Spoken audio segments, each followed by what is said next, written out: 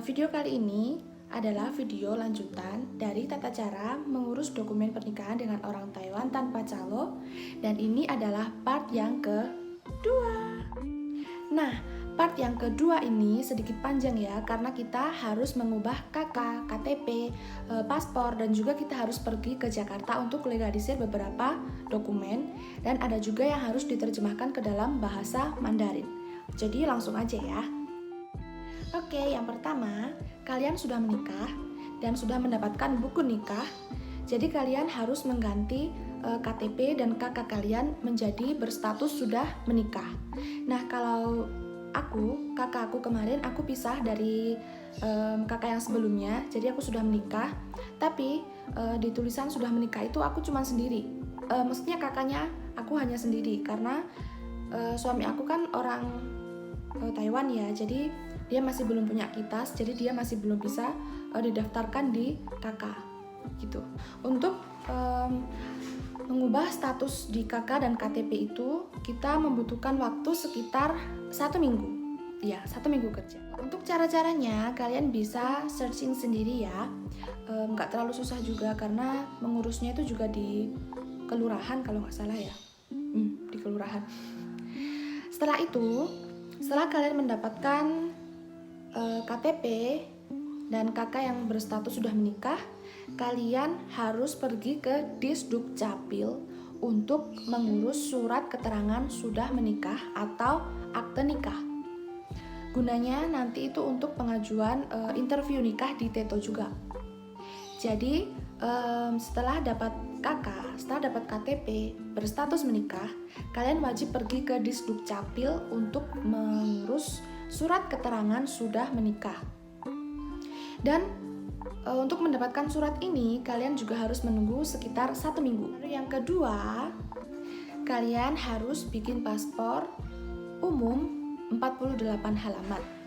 Nah, ini khusus untuk kalian yang belum punya paspor umum 48 halaman ya. Karena dari pengalaman aku, paspor aku dulu itu adalah paspor TKI yang hanya 24 halaman karena aku dulu pernah bekerja di Taiwan. Dan di kantor TETO itu mengharuskan kita untuk menggunakan paspor umum yang 48 halaman. Nah, ada sedikit problem waktu itu aku pergi ke imigrasi dan pihak imigrasi itu curiga mungkin curiga ya, karena paspor aku ini masih bisa dipakai, masih bisa sampai 3 tahun ya, dan aku harus bikin paspor lagi. Mereka tanya kenapa, dan aku bilang ke mereka kalau paspor ini untuk aku mengurus pernikahan dengan orang Taiwan, dan mereka masih menanyakan mana buktinya yang menunjukkan kalau menikah itu membutuhkan paspor yang 48 halaman. Jadi aku bawa buktinya. Ini adalah tata cara menikah dengan orang Taiwan yang aku ambil dari websitenya TETO. Dan di sini jelas tertulis bahwa paspor yang harus digunakan adalah paspor umum asli 48 halaman yang aku lingkari ini ya. Jadi untuk kalian yang kasusnya sama seperti aku, kalian bisa membawa bukti ini, kalian tunjukkan ke petugas imigrasinya.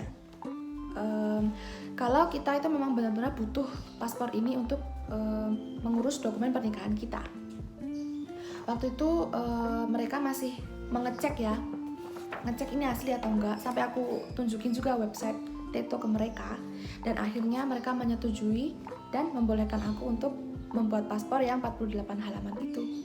Nah, setelah kalian membuat paspor, karena paspor ini kita juga harus menunggu beberapa waktu ya, karena sekarang bikinnya itu kita harus online, pakai aplikasi, harus mengantri, dan prosesnya sendiri pun membutuhkan waktu kerja sekitar 1 mingguan ya.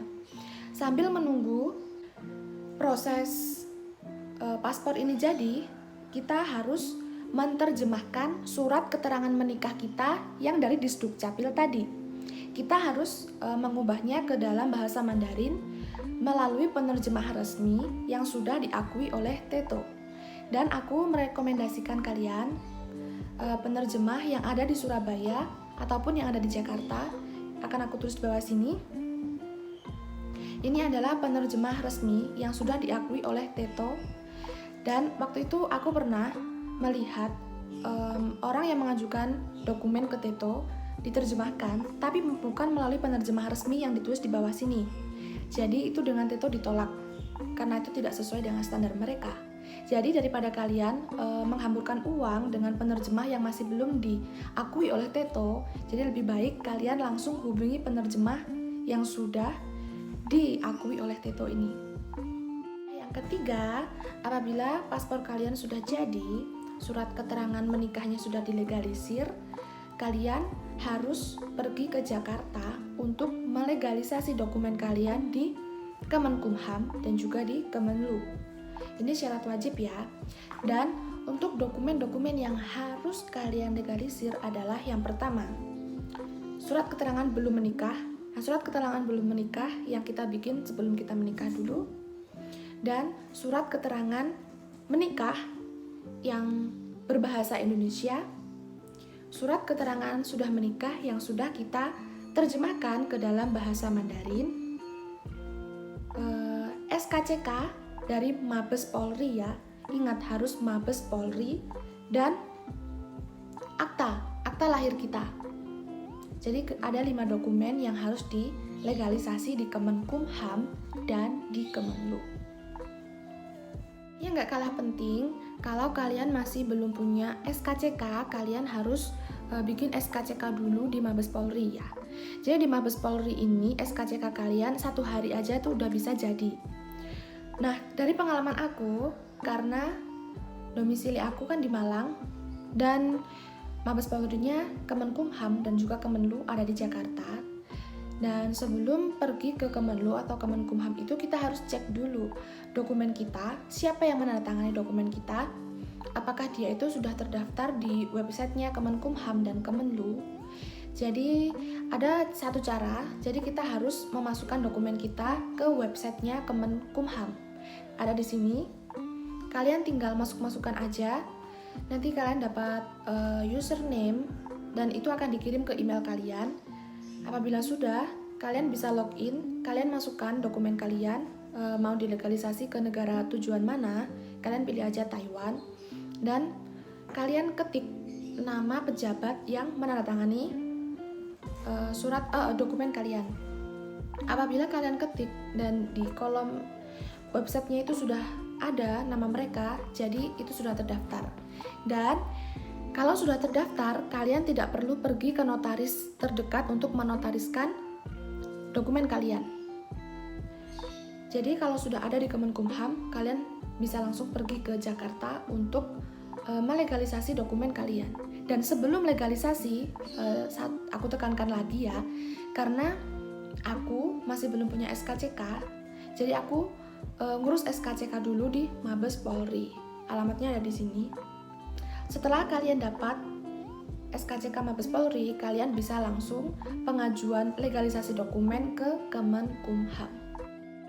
Dan legalisasi ke Kemenkumham, langkahnya sama, kalian bisa masukkan semua dokumen kalian di websitenya ini. Setelah kalian masukkan semuanya, kalian harus menunggu diverifikasi oleh Kemenkumham ya. Jadi itu waktu itu aku pagi jam 8 itu aku pergi ke Mabes Polri untuk bikin SKCK. Nah, di SKCK itu dituliskan tujuannya itu untuk apa. Jadi untuk resident visa Taiwan, seperti itu.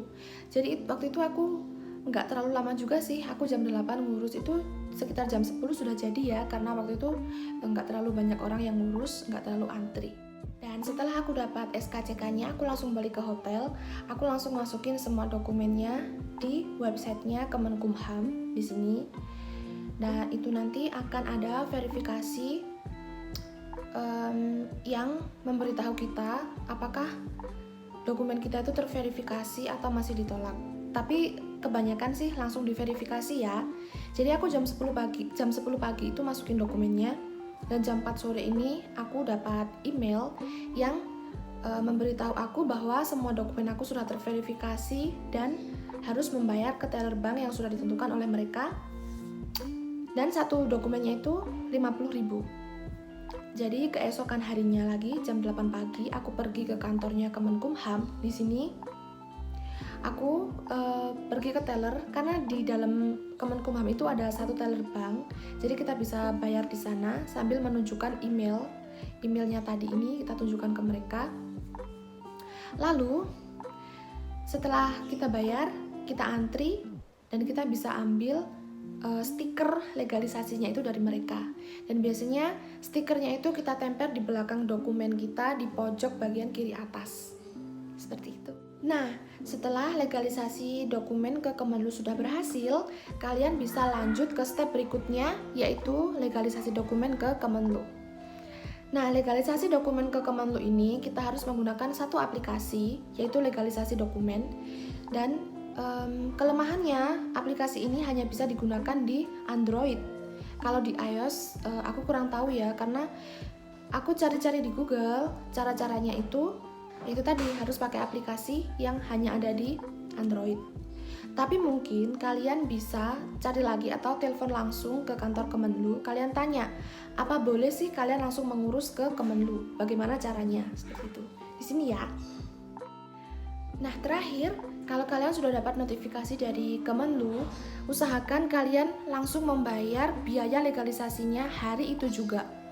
Jadi kalian bisa bayar di bank atau di ATM atau lewat ATM mobile. Pokoknya usahakan hari itu juga ya. Nah, setelah kalian bayar, kalian akan dapat notifikasi kapan kalian bisa ambil dokumen kalian. Dan biasanya itu keesokan harinya kalian bisa ambil. Jadi waktu itu aku sore dapat notifikasi, aku langsung bayar. Dan keesokan harinya aku langsung ambil dokumen aku dan aku langsung balik ke Malang. Nah, setelah semuanya udah selesai, sudah dilegalisasi, jadi kalian bisa mengajukan wawancara nikah ke kantor Teto. Dan kalian bisa mengecek apa saja sih yang harus kalian bawa untuk daftar wawancara.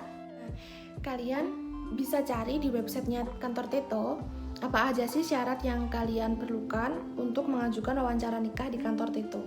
Dan dari part yang kedua ini, insya Allah semua syaratnya kita udah lakukan dengan baik, kita udah persiapkan dengan baik.